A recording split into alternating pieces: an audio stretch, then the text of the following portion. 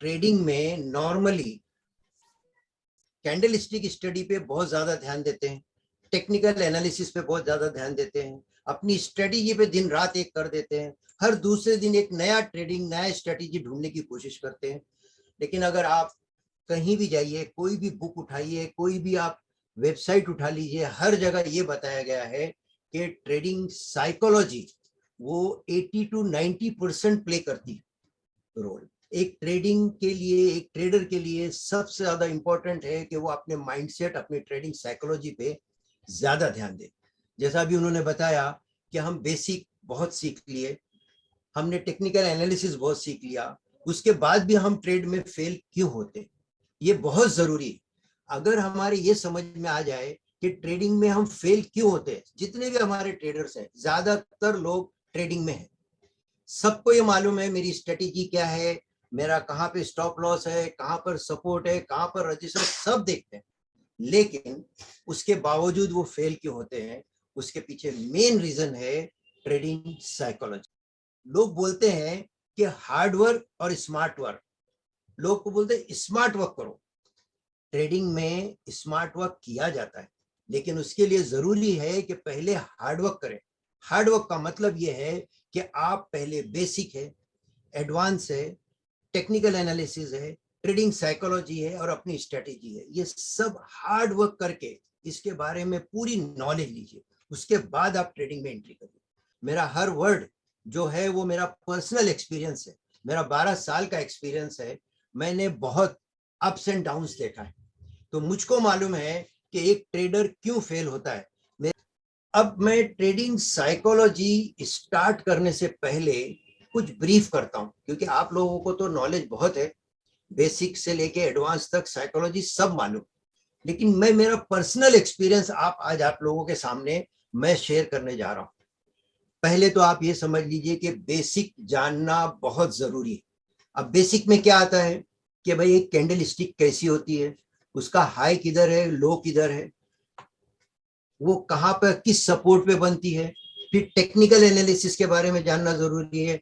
Technical analysis का मतलब ये होता है कि आप एक चार्ट जब ओपन करते हैं अपने टीवी पर, अपने लैपटॉप पर, अपने मोबाइल पर, तो आपको टेक्निकली मालूम होना चाहिए कि मार्केट किस डायरेक्शन में जा रहा है।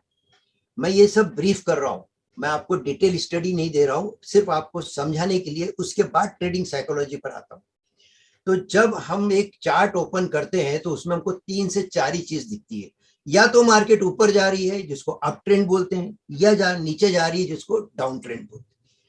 Up trend and down trend में पैसा लोग कमाते हैं, साइडवेज में पैसा नहीं कमाते, चाहे वो इंडियन स्टॉक मार्केट हो, चाहे वो बैंक निफ्टी हो, साइडवेज में बहुत कम लोग पैसा कमाते हैं।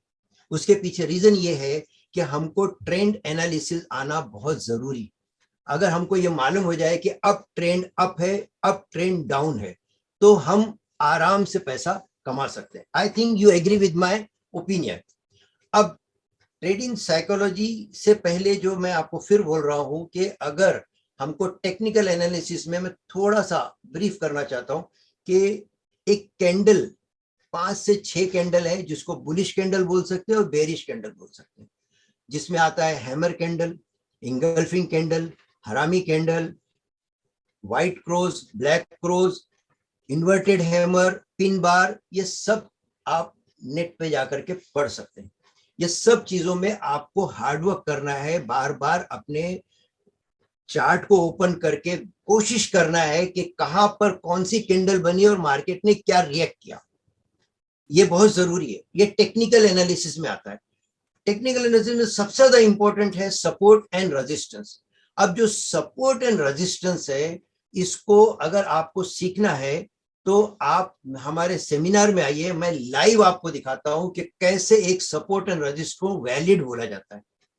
मैं आपको छोटा सा बता दूं कि एक लाइन आप ड्रॉ करते हैं या एक जोन ड्रॉ करते हैं, तो एक जगह वो सपोर्ट होना चाहिए और एक जगह वो रेजिस्टेंस होना चाहिए, और एक कैंडल उसको फुल क्रॉस करना चाहिए। ये मैं नहीं, मेरा इंटरनेशनल बहुत से बिग ट्रेडर्स से मेरा डायरेक्ट कॉन्टेक्ट, इसकी वजह से मुझको मालूम है कि उसको वैलिड सपोर्ट एंड रेजिस्टेंस बोलते हैं। जैसे बैंक निफ्टी का अगर आप एनालिसिस कल का करें, यानी मंडे को क्या होने वाला है, तो आपको मालूम पड़ेगा कि एक जगह सपोर्ट है, एक जगह रेजिस्टेंस है, ये लेवल से ये मार्केट वापस जाने की संभावना है।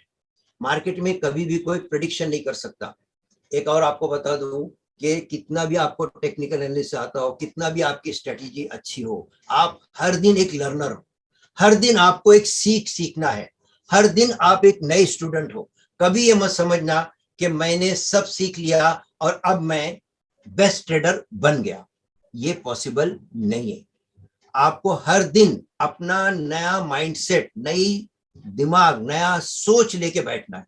आज का जो मेरा मेन टॉपिक है ट्रेडिंग साइकोलॉजी, वो यहाँ पर बहुत इंपॉर्टेंट काम करेगी। आप लोगों को रिक्वेस्ट है कि आप लोग इस पूरे सेशन को देखेंगे तो आपके समझ में आएगा कि हम लॉस क्यों खाते हैं। जितने भी लोग बैठे हुए हैं, सब लोग कहीं ना कहीं लॉस खाए। मैं खुद लॉस खाया, ऐसा नहीं है कि मैंने लॉस नहीं खाया। क्यों? सिर्फ अपने माइंडसेट, अपने दिमाग की वजह से।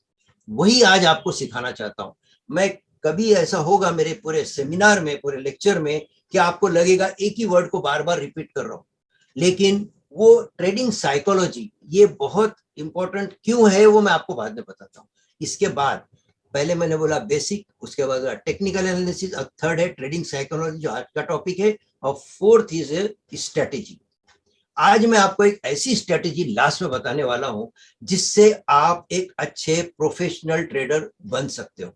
हम क्या सीखने वाले हैं ये बहुत इंपॉर्टेंट है, क्योंकि ट्रेडिंग साइकोलॉजी जैसी हम लोग बोलते हैं तो हम समझते हैं कि ये हमारा दिमाग का काम है।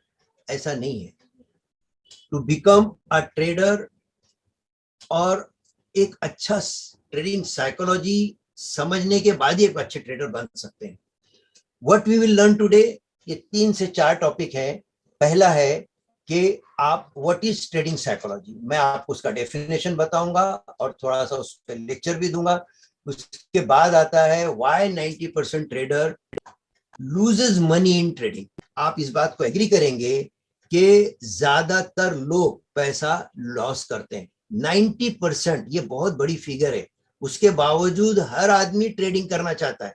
हर आदमी ये चाहता है कि मैं बेस्ट से बेस्ट ट्रेडर बन जाऊं, लेकिन उसके बेसिक रूल को जानना नहीं चाहता। फिर मैंने कुछ एक रूल्स बनाया हूं, क्रिएट योर पर्सनल 6 रूल्स। वो रूल मैं आपको आगे बताऊंगा। How to control psychology in trading.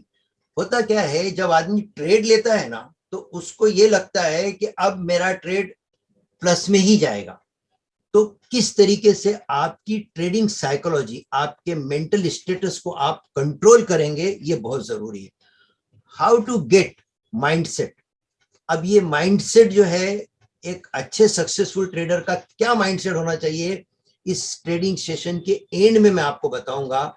मैंने बार बार इस बात की कोशिश किया है कि आप लोगों को आज मैं एक अच्छा ट्रेडर बन के दिखाऊं। ये मेरा खुद का इंट्रोडक्शन है। मैं एक professional psychological and motivational speaker हूं, फंडामेंटल एंड टेक्निकल एनालिस्ट हूं, interacted with the international fund manager और skilled forex trader and mentor हूं। 10,000 से ज्यादा लोगों को मैं ट्रेडिंग के बारे में seminar, webinar, zoom meeting, personal discussion बहुत कुछ कर चुका हूं। 12 साल का मेरा एक्सपीरियंस है। और इसके अंदर सबसे ज्यादा जो इंपॉर्टेंट है कि मेरे जो 12 साल के एक्सपीरियंस में मैंने जो सीखा है वो आज आपके सामने मैं एक निचोड़ रखने जा रहा हूं। What is trading psychology? Trading psychology in a broad term include all the emotion and feeling that a typical trader will encounter when trading.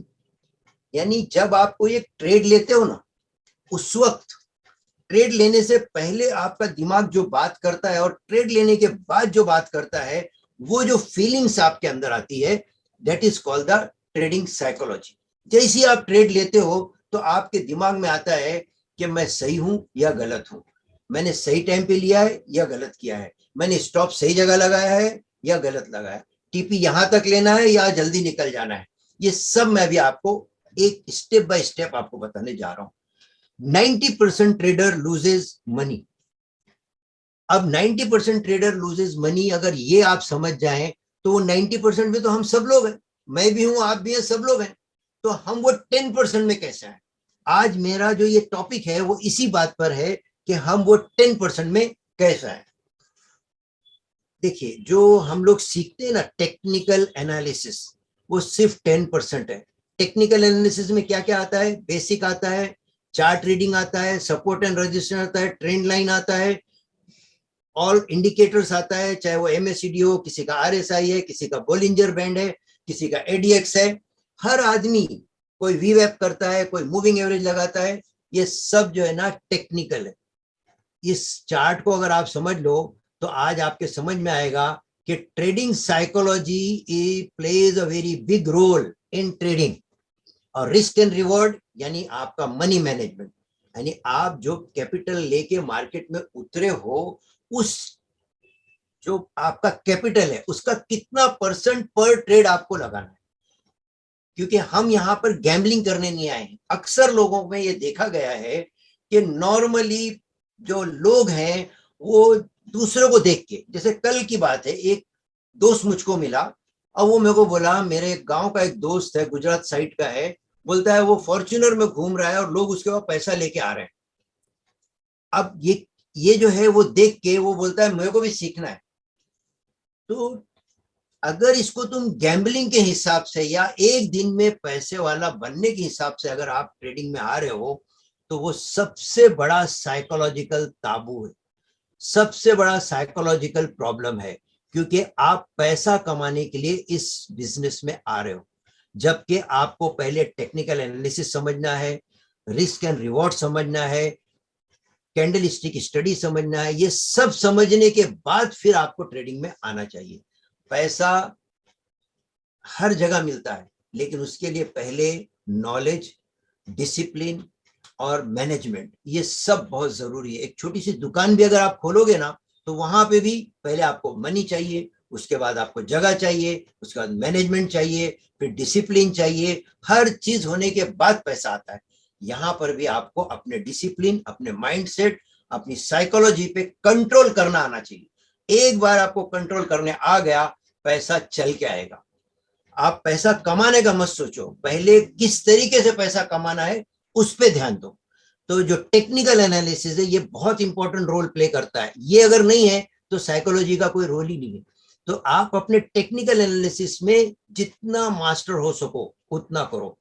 अब आते हैं माइंडसेट एंड माइंड एक्शन। ये जो फोटो है, ये स्लाइड है, ये हर जगह आपने देखा होगा। Some of the most common emotion traders experience during the trade। ज्यादातर इसी टॉपिक को अगर आप ट्रेडिंग साइकोलॉजी को देखेंगे तो ये टोटल समराइज टॉपिक है। इसी को अगर हमने समझ लिया, क्योंकि अक्सर क्या होता है, अरे ये तो वही बोल रहा है जो पहले जो लोग बोलते थे वही बात कर रहा है। मैं भी मानता हूं कि एक ट्रेड लेने वाले में, एक ट्रेडर के अंदर कितने पॉइंट्स होते हैं, तो आप कहीं भी नेट पे जाओ तो ये फोटो आपको दिखेगा। पहले तो how to control psychology in trading. जो बोलते हैं ना, जब हमको ये मालूम है कि हमारा जो ट्रेडिंग है इसके अंदर 80 to 90% हमारा साइकोलॉजी काम करता है, हमारा माइंडसेट काम करता है, हमारा माइंड एक्शन काम करता है। तो हमारा काम क्या होना चाहिए कि पहले अपनी ट्रेडिंग साइकोलॉजी को बेस्ट करें। अब अगर एक ट्रेडर, मैं शॉर्ट में आपको बताता हूँ, फिर एक एक स्टेप वाइज, मैं बहुत अच्छा ये पूरा पीपीटी बनाया हूँ, बहुत मेहनत किया हूँ। अगर आप लोगों ने इसको समझा तो जब कल आप ट्रेड लेने बैठोगे ना, तो आप ये सब बातों को याद करोगे कि हाँ, यहाँ पर मैं ये गलती कर रहा हूँ, यहाँ पर मेरा दिमाग ये बोल रहा है, ये मेरे को नहीं सोचना है, ये सब जरूरी है। तो मैं शॉर्ट में इतना बता दूं कि जैसे हम ट्रेड लेते हैं या ट्रेड लेने से पहले एक छोटा सा नर्वसनेस आता है कि यार ये ट्रेड लूं कि नहीं, जीबीपी यूएसडी ऊपर जा रहा है, मैं लूं कि नहीं, जीबीपी यूएसडी नीचे जा रहा है, मैं लूं कि नहीं, गोल्ड में बहुत फ्लक्चुएशन है, मैं बहुत अच्छा मौका है, मैं लूं कि नहीं लूं। ये नर्वसनेस है। और जैसे ही वो प्रॉफिट में जाने लगता है तो उसमें ओवर कॉन्फिडेंस आ जाता है। फिर उसके अंदर एक फियर फैक्टर क्या आता है कि भाई अगर मेरा लॉस हुआ तो कितना होगा। ये भी मैं आपको आज सिखाऊंगा कि लॉस हो या प्रॉफिट, ग्रीड फैक्टर हो, एंजाइटी हो, फियर ऑफ मिसिंग आउट हो या डाउट हो, ये सब एक एक करके मैं आपको आज सिखाने वाला हूं। आप आगे देखिए। अब क्रिएट योर 6 पर्सनल रूल्स। देखिए जो आपको भी बताया, नर्वसनेस, ग्रीडनेस, ये सब जो है ये तो नॉर्मल बेसिक है। लेकिन अगर आपको एक अच्छा ट्रेडर बनना है और अपनी साइकोलॉजी, अपनी माइंडसेट पे आपको कंट्रोल रखना है, तो पहले आप अपना एक खुद का ट्रेडिंग प्लान बनाइए। अब ये ट्रेडिंग प्लान का मतलब क्या होता है ये मैं आपको आगे और समझाऊंगा, लेकिन हर आदमी, अगर आप किसी से पूछो तो किसी को आरएसआई बहुत अच्छा लगता है, क्योंकि उसने पिछले साल 6 महीने से वो आरएसआई पे वर्क कर रहा है कि ये 70 के ऊपर गया तो ऐसा होगा, 30 के नीचे गया तो ऐसा होगा। अगर मैं दूसरा बोलूं बोलिंजर बैंड, तो बोले अगर अपर बैंड को टच करेगा तो सेल होएगा, नीचे के बैंड को टच करेगा तो बाय होगा। तो ये इस तरीके से हम ये समझते हैं कि अपना एक खुद का ट्रेडिंग प्लान बनाइए, जो मैं आपको आज अपनी एक स्ट्रेटेजी में बताने जा रहा हूं। ये स्ट्रेटेजी में भी आप अपना ट्रेडिंग प्लान बना सकते हो। मैं ये नहीं बोलता हूं कि आप मेरे ही ट्रेडिंग, मेरे ही स्ट्रेटेजी को आप फॉलो करिए, लेकिन अपनी जो भी स्ट्रेटेजी है उस पर स्टिक रहिए। हर दूसरे दिन यूट्यूब देख करके बेवजह दूसरे स्ट्रेटेजी पे या दूसरे इंडिकेटर पे मत जाओ। अपना एक खुद का बनाओ, अपना एक स्ट्रेटेजी बनाओ। जैसा मेरा एक स्ट्रेटेजी है, मैं उसी पे ही रहता हूं। वो क्या बोलता है, जब वो अपने को, ऐसा है किसी भी स्ट्रेटेजी में हमेशा याद रखिए कि 5 के 5 पॉइंट आपके फेवर में नहीं रहते, लेकिन अगर 3 भी आपके फेवर में है तो you can take the risk to enter into the market. हमेशा याद रखो, अगर आप मूविंग एवरेज पे काम करते हो, मूविंग एवरेज तो हो रहा है लेकिन आरएसआई आपको नहीं बता रहा है, एमएससीडी आपको नहीं बता रहा है, तो now it's your personal calculation, it's your personal mindset जो आपको ये बताएगा कि आप इसमें एंट्री करो या नहीं करो। एंट्री कौन करता है? आपका दिमाग। एंट्री कौन करता है? आप खुद। लॉस कौन करता है? आप खुद। प्रॉफिट कौन करता है? आप खुद। कहां पे प्रॉफिट लेना है, कहां पे लॉस लेना है, ये भी जिम्मेदार आप खुद है, यानी आपका दिमाग। यानी ये जो दिमाग है ये बहुत इंपॉर्टेंट रोल अदा करता है। तो create your own trading plan, इसके बारे में भी मैं स्पेशली लेक्चर लूंगा। मैं श्रीकांत साहब को भी बोलूंगा, मुकेश भाई को भी बोलूंगा और वैती साहब को भी बोलूंगा कि आप लोग एक लेक्चर इसलिए रखो कि हम कैसे एक ट्रेडिंग प्लान बनाएं। सेकेंड है learn how to create and maintain a trading journal. अक्सर क्या होता है, मैं खुद नहीं बना पाया तो मैं दूसरे को क्या बोलूं, लेकिन मैं कोशिश करता हूं कि मैंने कोई ट्रेड लिया तो वो ट्रेड कैसे लिया, क्यों लिया, you should have a answer. जैसे अगर आपको बोलूं कि बैंक निफ्टी कल, मेरा कल का मंडे का प्रिडिक्शन है कि मार्केट ऊपर जाएगा, थोड़ा गैप डाउन नीचे ओपन होगा फिर ऊपर जाएगा, जीबीपी यूएसडी भी नीचे जाएगा उसके बाद ऊपर जाएगा, गोल्ड भी ऊपर जाएगा, लेकिन ये मेरा प्रिडिक्शन है। तो learn how to maintain your journal. जब आप जर्नल बनाओगे तो एवरी वीक आप अपने आप को एनालाइज करो कि भाई ये मैंने जो ट्रेड लिया था क्यों लिया था। वापस जाओ अपने चार्ट पे और देखो कि मार्केट ने हमारे अगेंस्ट काम क्यों किया। क्या वहां पे कोई फंडामेंटल न्यूज थी, वहां पे टेक्निकल मैं नहीं समझ पाया, या मेरी स्ट्रेटेजी मैंने बराबर से देखा नहीं, मूविंग एवरेज का क्रॉसओवर नहीं हुआ था, या आरएसआई ने अभी तो उसने 70 को टच भी नहीं किया था और मैंने ऐसा कर दिया। ये सब जो है आप अपने जर्नल में लिखो, शॉर्ट में लिखो। जरूरी नहीं है कि आप डेली उसको बड़ा बड़ा लिखो, नॉट नेसेसरी। शॉर्ट में लिखो, आपको समझ में आना चाहिए कि मैंने कोई भी ट्रेड। और एक बात याद रखिए, हमेशा अगर मैं आपसे सवाल करूं, मेरे को अक्सर सेमिनार में लोग बाहर मिलते हैं और बोलते हैं कि मैंने यहाँ पे ये ट्रेड लिया है, एक ने एनजेडी यूएसडी लिया था, तो मैंने बोला कि यहाँ पर आपने लिया तो क्यों लिया, उनके पास जवाब नहीं था। क्यों? क्योंकि उन्होंने एट रैंडम लिया था। एट रैंडम लेने से कभी भी आप प्लस में नहीं रह सकते। वो तुक्का तो लग सकता है, आप डार्ट मारते हो, वो सेंटर में भी जाके लग सकता है और नीचे भी लगेगा और साइड में भी लगेगा, तो ये कोई बड़ी बात नहीं। बात यह है कि you should have your particular trading plan, उसके हिसाब से आप अपने जर्नल को मेंटेन करो